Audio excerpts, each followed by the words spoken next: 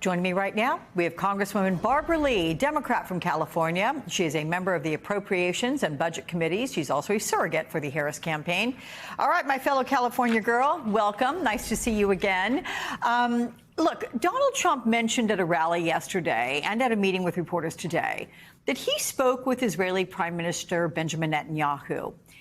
Typically, this can happen with candidates, certainly, as they're running for president. But should Trump be talking to Netanyahu right now, considering the big picture circumstances? Do you see dangers in that?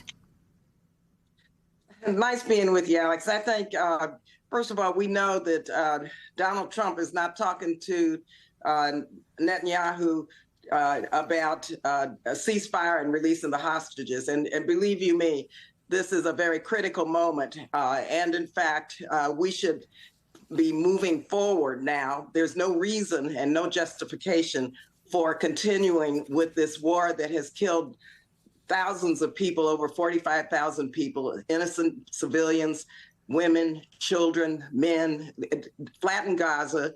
The hostages still are not released. The regional war is being executed in many ways, which we cautioned about. I did early on. And so whatever Donald Trump is talking to Netanyahu about is not in the interest of peace and security for the Israelis or the Palestinian people. With Sinwar's death, does it change the dynamic in terms of the amount of aid the U.S. should send Israel? And here's why. Has its stated goal at the start of the war of decimating Hamas, has that now been achieved by Israel?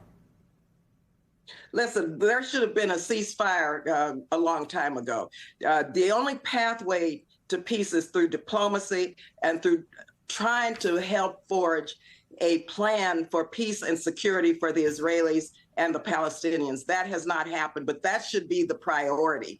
And so there's no justification for the policy of Israel or the United States to continue as it was in the past in terms of the security assistance and in terms of arming and in terms of making the area and the region more volatile. And so now many of us, many members of Congress also, who are saying and have said for a while now that we should have a ceasefire, we should help bring together a ceasefire. And I think the Biden-Harris administration is doing everything they can do to get that on track or back on track.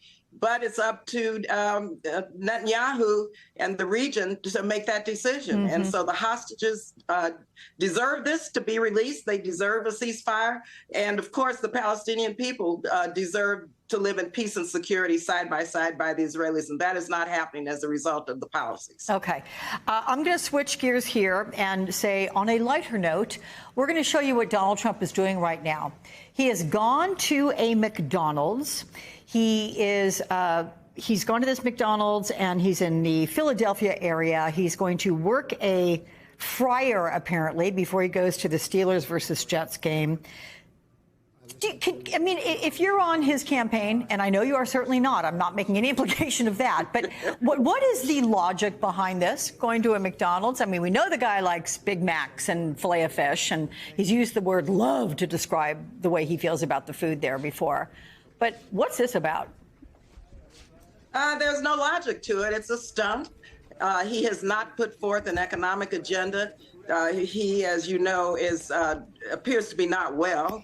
And he's engaged in some really bizarre types of activities during this campaign. So this is just another one of those stunts that he will continue on through the campaign. And I think that we need to really focus on making sure that he is not elected, of course, because he is a threat to our democracy, but also the Harris-Walz agenda is about the economy, reducing the cost of living, reducing the cost of prescription drugs, reducing the cost of housing, and making life better for everyone. And that's what we have to focus on and make sure we get every voter to the polls and make sure that the voters vote for the future, not taking the country backwards, as you see what Donald Trump continues to try to do. So I'm urging and encouraging everyone to get to the polls and vote for Kamala Harris and Tim Walz to be their next president and vice president. You know, Donald Trump has lied repeatedly, or rather accused Kamala Harris of lying repeatedly about working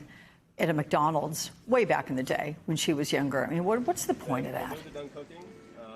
There is no point. And I have known the vice president for over 3 decades, and she tells the truth.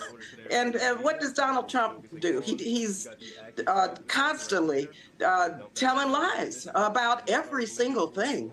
And I'm confident that the voters understand that lies are not going to get him elected, but we have to focus on making sure that the agenda of Kamala Harris and Tim Walz are put forward so that every voter know that we're going to move this country forward under their leadership and not backwards. And that is essential at this point in time in our country.